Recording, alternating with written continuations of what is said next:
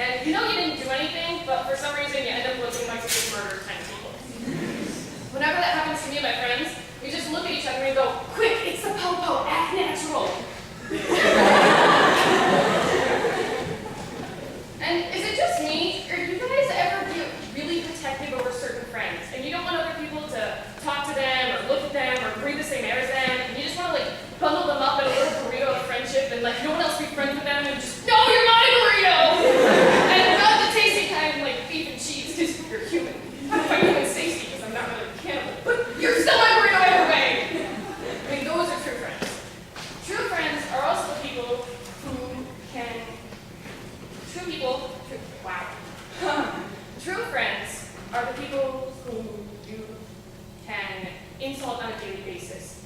You can mess with them and you can joke around with them in a very mean way, but not necessarily mean, but more friendly mean.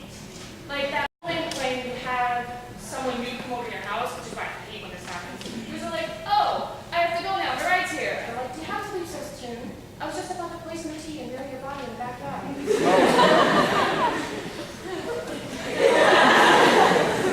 Usually they just leave awkwardly, and I'm left here sitting, were we at the level where I could say that without you thinking I actually meant it?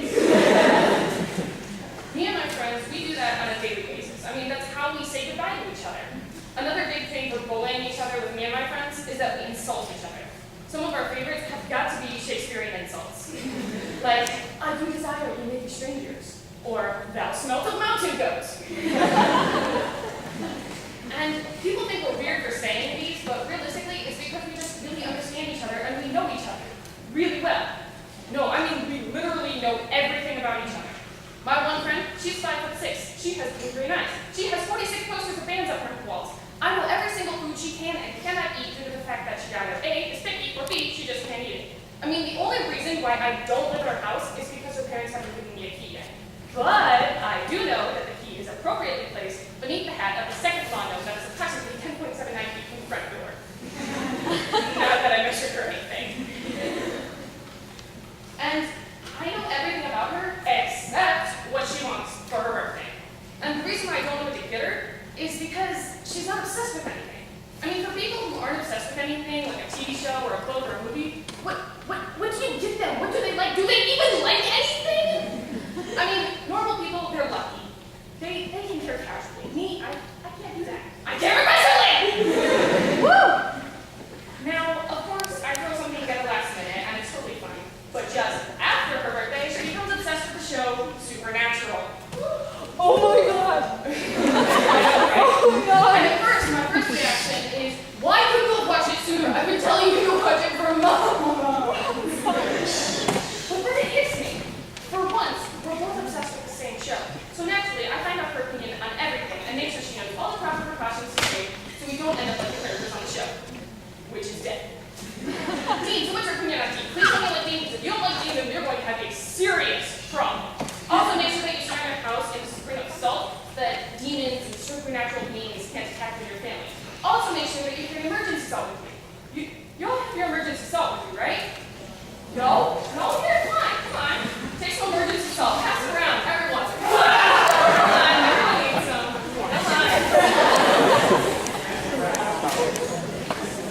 In this conversation, our friend ends up looking at me at one point and says, you know, I like Dean, but honestly, Sam is my favorite character. Yes.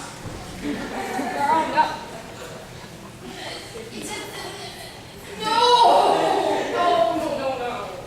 Now, granted, she is entitled to her opinion. And I'm not saying she's wrong, but she is. But I did a bad thing when that happened. I unleashed the inner awkward. And that was me just doing an awkward thing to say that I didn't like what she said, or her opinion, or the way she looked at me. That's right, I self-danced away. But it was in that moment that she said she liked Sam better that I realized I wanted to delete her. And later that night, I sat in my room contemplating the idea of deleting people. And I hadn't realized it at the time, but out loud I said, can you delete people? And my brother watched by and goes, murder. That can be called murder. But stop burying them in the backyard. We're running out of space.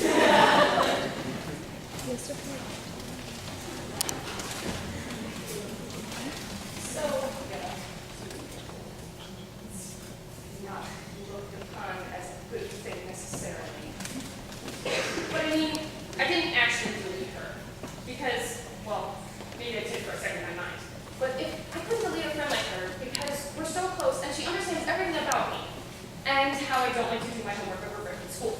I mean, seriously, a week off from school, and you still do homework. Usually teachers look at me when I get back and they're like, so what did you do over break?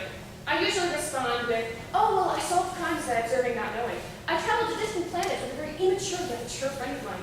I met an angel and watched as he fought to save himself, his true love, his friends, and the world. I read about stories written by young, aspiring authors, all based on love, friendship, and adventure. I learned about universes, all trapped within snowy white pages. I made new friends, and I learned about their lives from hundreds, if not thousands of miles away. And I left my room. I also didn't do my homework. And one thing that people don't realize about homework is that it's really just school trying to normalize us. They're trying to get us to fit into this cookie-cutter idea where we're happily married, have a two-story house, with a white picket fence, and have 2.5 kids. Anyways, we're all different, and we're all crazy and insane. Some more so than others. But we all just get crazier because school stresses us out so much. I mean, can you step back, school? Can you take a break? I mean, come on, let me breathe. Let me be myself here. Don't even think about bringing that cookie cutter near me because you are not giving me 2.5 kids. I mean, try explaining how you have a kid